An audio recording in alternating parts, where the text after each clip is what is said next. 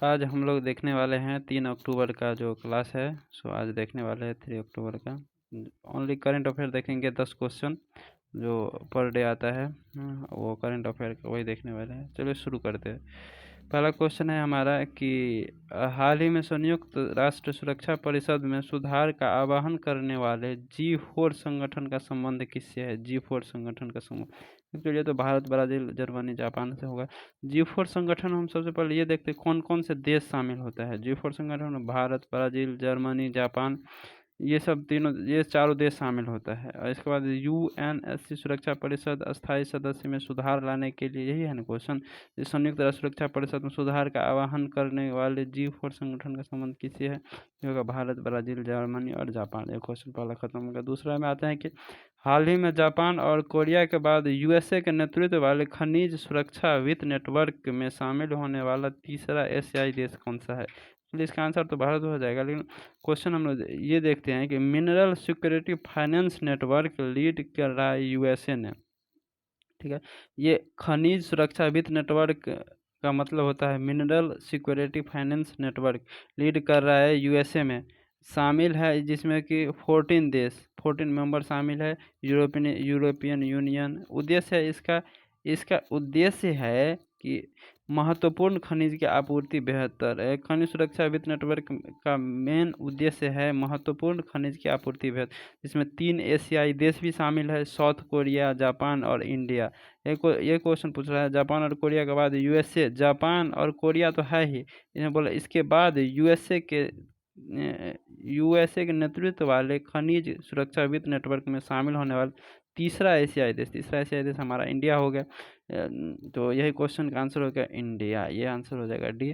ठीक है, आते हैं हम लोग। एक क्वेश्चन है जो वैसे ही टॉपिक पे है कि हाल ही में पेरिस पैरा ओलंपिक 2024 में भारत ने कुल कितने स्वर्ण पदक जीते हैं? टोटल स्वर्ण पदक जीते हैं भारत 7, और स्वर्ण पदक टोटल 7 है, और टोटल अगर वैसे बात करें तो 29 है। स्थान 18वां और क्रम था इस बार 17 नंबर का ये क्रम था। ठीक है, नेक्स्ट पे आते हैं। क्वेश्चन नंबर ये 2 हो गया। थर्ड क्वेश्चन नंबर पे आते हैं। ठीक है, क्वेश्चन नंबर तीसरा क्या कह रहा है कि पेरिस, इससे पहले हम एक क्वेश्चन देख लेते हैं। VVI क्वेश्चन है कि पेरिस ओलंपिक 2024 में भारत ने कितने कांस्य पदक जीते? कितने टोटल कांस्य पदक जो होता है ना वो जीते हैं? तो टोटल कांस्य पदक जीते हैं हमारा 0 + 1 + 5 कांस्य पदक टोटल जीते हैं इसने 5। ठीक है, और सिल्वर जीते हैं 1, और गोल्ड तो इस बार आया ही नहीं, इसलिए टोटल, और ये क्रम है आपका 33 नंबर क्रम का। ठीक है, क्वेश्चन नंबर तीसरा बात है कि हाल ही में क्लॉडिया शिनबाम ने किस देश की पहली महिला राष्ट्रपति के रूप में शपथ ली है? पहली महिला राष्ट्रपति के रूप में शपथ ली है मैक्सिको सिटी ने। एक्चुअली इसका आंसर ये, क्वेश्चन देखते हैं। क्लॉडिया शिनबाम 2030 तक, ये बोल रहा है कि मैक्सिको 2030 तक क्लॉडिया शिनबाम जो है ना बनने वाली है राष्ट्रपति। ये क्वेश्चन का मतलब मैक्सिको पहली महिला राष्ट्रपति बनने वाली है। मैक्सिको की पहली महिला राष्ट्रपति जो है क्लॉडिया शिनबाम ही बनने वाली है। 1 अक्टूबर 2024 को शपथ ली थी। इसके बाद मानुएल लापेस ने इसको रिप्लेस किसने की? रिप्लेस जो करी है मानुएल लापेस को रिप्लेस करके क्लॉडिया शिनबाम जो है 2030 तक बनी है। इसका आंसर हो जाएगा मैक्सिको की पहली महिला राष्ट्रपति बनी है क्लॉडिया शिनबाम। चलो ठीक है, नेक्स्ट क्वेश्चन बात है। क्वेश्चन नंबर 4, हाल ही में ADB ने वर्ष 2024 से 25 में भारतीय अर्थव्यवस्था के लिए कितनी वृद्धि का अनुमान लगाया है? एक्चुअली ये ADB, IMF और वर्ल्ड बैंक तीनों मिला करके, ADB, IMF और वर्ल्ड बैंक तीनों मिला करके जो है सो तीनों मिलाकर सिर्फ एक ही ग्रोथ रेट का जो वृद्धि का अनुमान लगाया, 0 से ओनली 7%। एशियाई विकास बैंक, एशियाई विकास बैंक का स्थापना जो है सो 1966 में होता है। हेडक्वार्टर मनीला है, सदस्य है आपका 68 सदस्य टोटल शामिल है। क्वेश्चन नंबर 5 पे आते हैं। इसका आंसर हो गया 0 से ओनली 7%। तीन सभी मिलाकर एक ही वृद्धि का अनुमान लगाया 7%। क्वेश्चन नंबर नेक्स्ट नंबर 5, हाल ही में लू हीट वेव को प्राकृतिक आपदा किसने घोषित किया है?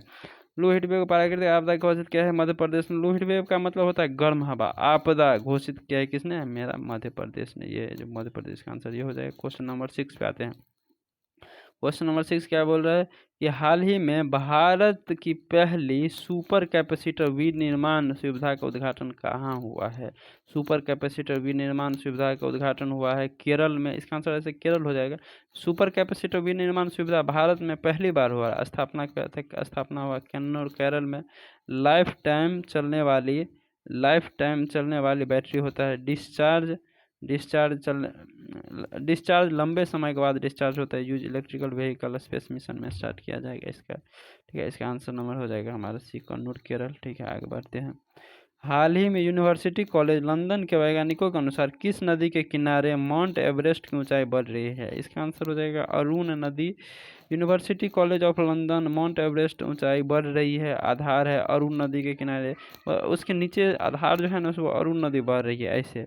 तो आधार में कटाव हो रही है, उसके आधार में कटाव हो रही है, इसके कारण हल्का से ऊपर बढ़ रही है और 2 मिलीमीटर पर ईयर ऊपर बढ़ रही है। कौन?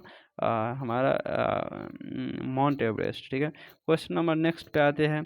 क्वेश्चन नंबर नेक्स्ट बोल रहा है कि हाल ही में भारतीय पुरुष फुटबॉल टीम ने किसे हराकर SAFF अंडर 17, ये क्वेश्चन है आपका, अंडर 17 ऐसे लिखा गया है अंदर में थोड़ा सा, अंडर 17, ये अंडर 17 ये है, ये अंडर 17 चैंपियन 2024 का खिताब किसने जीता है। एक्चुअली SAFF अंडर 17 जो है ना सो भारत और बांग्लादेश के बीच हुआ था, जिसमें भारत अपना जो है सो भारत अपना जो है सो विनर बना। भारतीय पुरुष फुटबॉल टीम जो है सो विनर बना, भारतीय फुटबॉल टीम। तो किसको हरा करके? तो ये बांग्लादेश को हरा करके। क्वेश्चन नंबर नेक्स्ट आते हैं, क्वेश्चन नंबर 8 हो, क्वेश्चन नंबर 9 पे आते हैं।